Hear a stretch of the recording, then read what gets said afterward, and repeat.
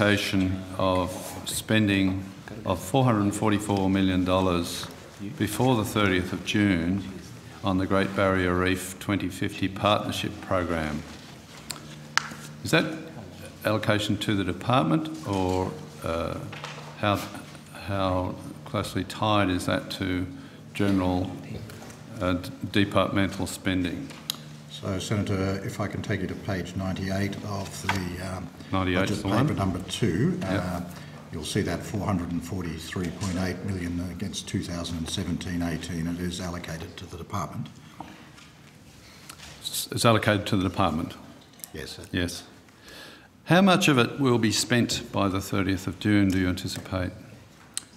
Well, that is subject of negotiations which are underway at this time, and on the assumption that those negotiations are successful, all 443.8 will be spent this financial year.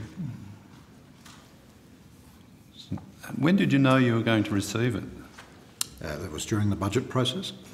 So between the budget process, which was a matter of a few weeks back, and the 30th of June, No, I wouldn't define the budget process as that narrow window, Senator. It's when would you define the time that you thought you would be receiving $444 additional million?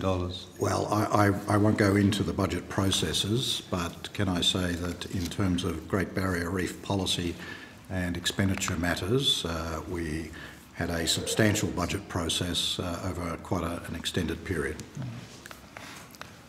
So how does spending $444 million by the department by the 30th of June provide superior outcomes for the Commonwealth than spending it after the 30th of June? Senator, the expenditure here will be by way of a grant which we are attempting to negotiate at the moment with the Great Barrier Reef Foundation. So the resources will be provided to the foundation, assuming our negotiations are successful. All signs are very positive. The foundation will then use those resources over a number of years to protect the Great Barrier Reef through a variety of measures. Okay, so the money will actually be allocated as spent by the department, but it won't be spent by the foundation. Would that be correct? It will be spent over a number of years. Over a number of years by the foundation, though. That's right. So in terms of expenditure by the department, it'll be out the door in the hands of the foundation, subject to these current negotiations. And subject to the grant guidelines and the conditions of the agreement. All right. Over what period would the foundation be likely to spend it? We're anticipating 7 years? 6 years. 6 years. Was this proposal for the foundation to receiving this money, did it originate from the department? I'm not going to go into the budget process other than to say, as I said before, we had an extensive budget process around the Great Barrier Reef over an extended period of time. Were you consulted about it by the minister? Senator, absolutely, of course. We advise the Minister on these issues. Yeah.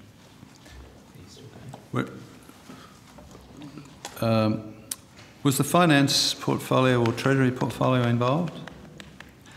Senator, they are always involved in the budget process, and so yes, they had visibility of the work we were doing.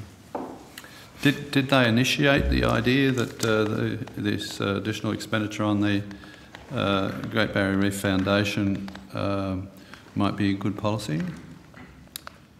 Senator, we're the department with policy responsibility on the Great Barrier Reef. So the idea didn't come from them? Well, Senator, I'm not going to go into the budget process.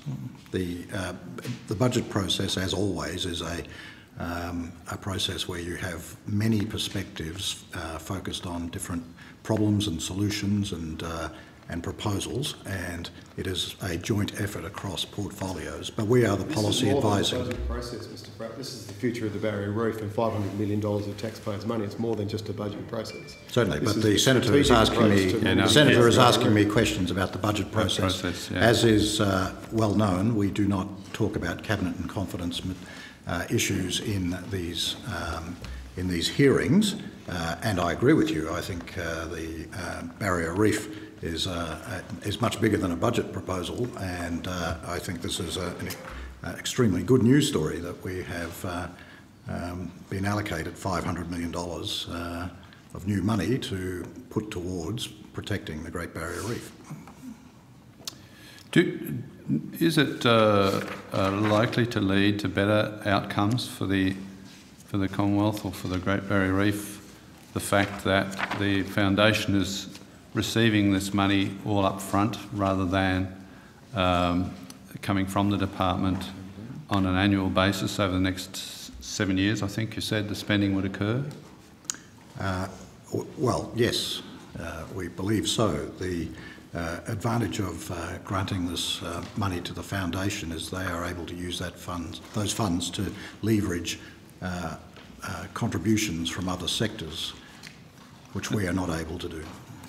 In what way would that be any different than if the department was receiving if the department was funding the foundation on an annual basis, 1/7 or something like that per year of that $444 million?